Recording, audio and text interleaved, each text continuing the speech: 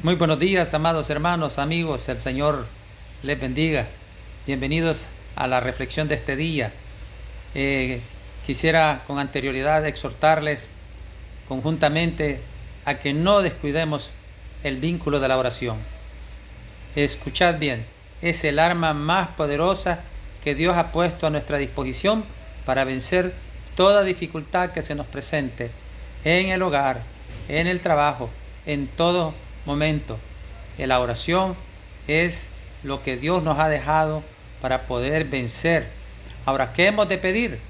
Hemos de pedir como conviene. Casi siempre, hermanos, nos fijamos en nuestras oraciones tienen que ver en derredor de nuestras tribulaciones solamente o de posesiones terrenales.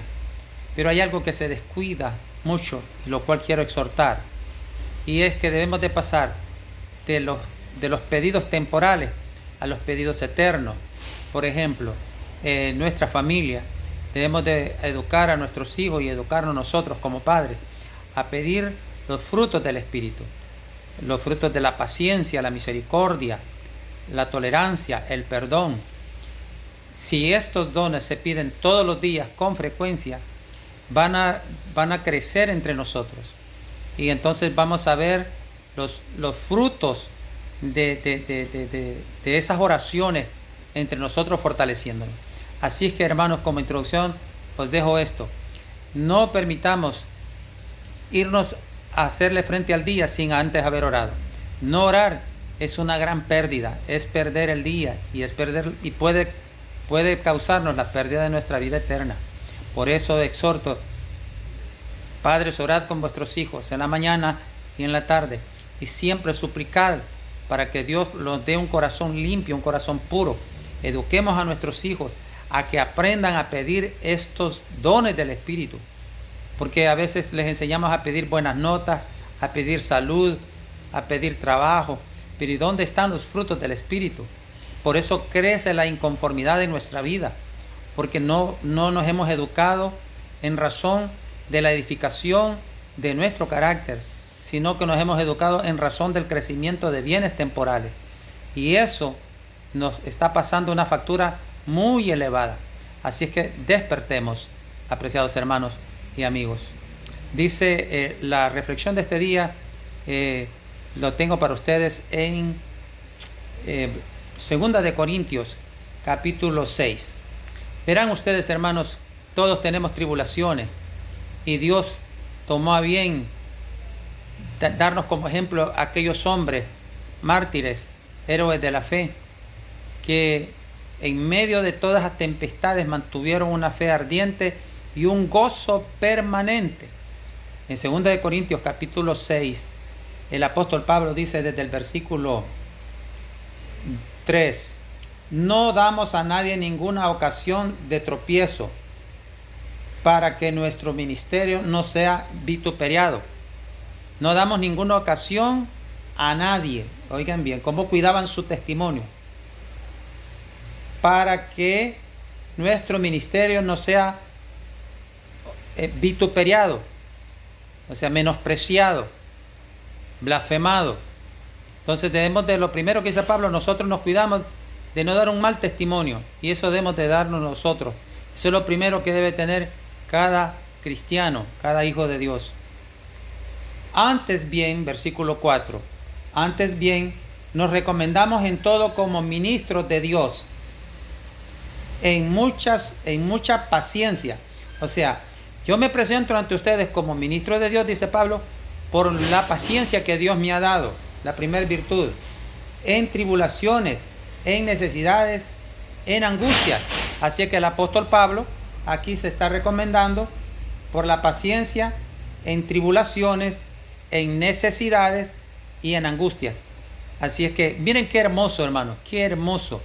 Este era el testimonio de él, que frente a estas circunstancias angustiosas y tribulantes y muchas necesidades, él mantenía paciencia.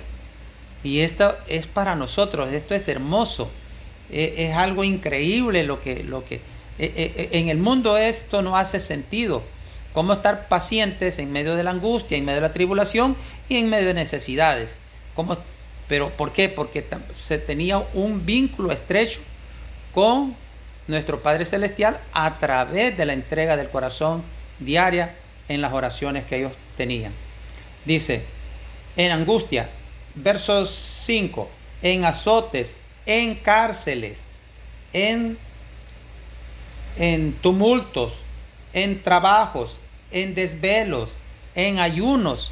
Escuchen bien, ahí estaban dando testimonio en su paciencia, en azotes, pacientes, en cárceles, pacientes, en tumultos, o sea, cuando la gente se agrupaba y los apedreaba y los insultaba en estos tumultos que se formaban.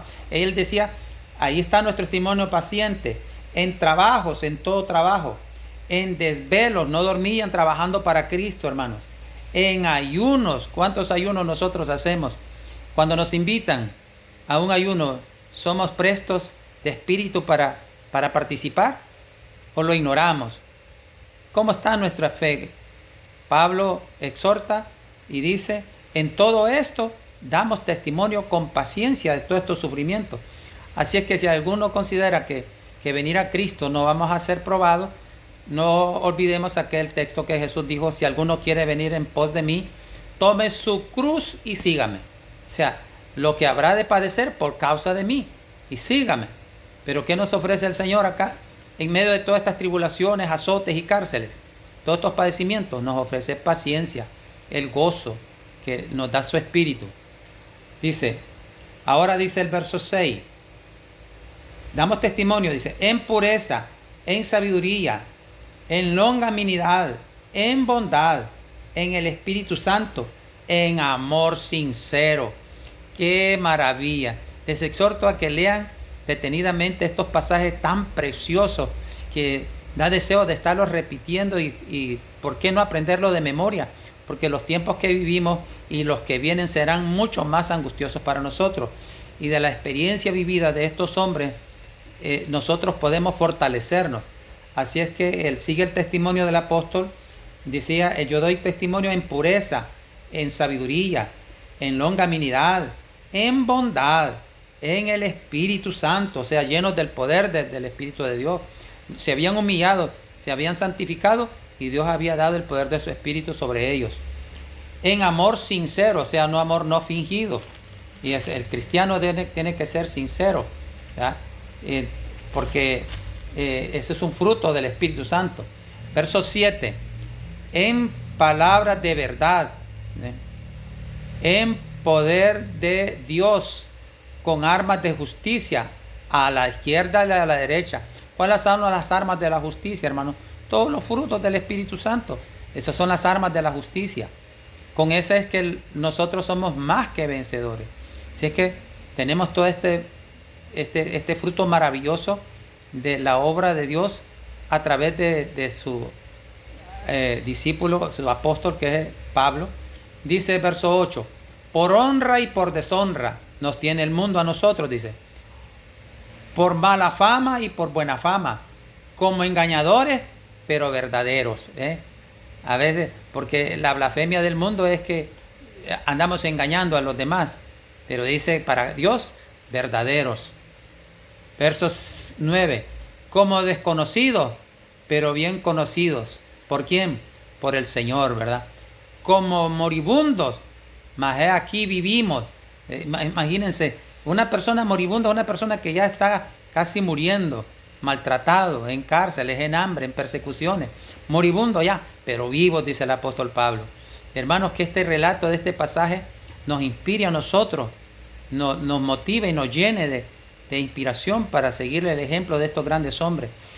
Y es que si nosotros lo pedimos al Señor, Él nos dará esa fortaleza que ellos tuvieron. Él está dispuesto a dar estos dones, tan dispuesto como un padre le da a su hijo un pan y no una piedra cuando le pide algo de comer, ¿verdad? Así dice la Escritura.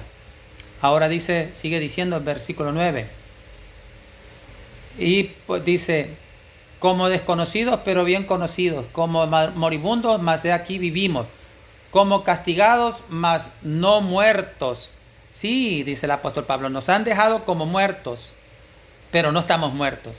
nos han latigado, nos han apedreado, nos han echado en cárceles, pero no estamos muertos.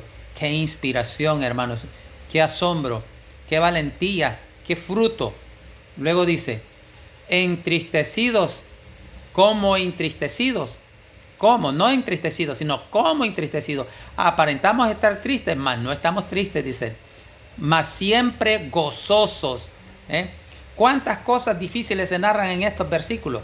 Tribulaciones, angustias, cárceles, hambre, desnudez, de todo se narra. Pero ¿qué dice el apóstol?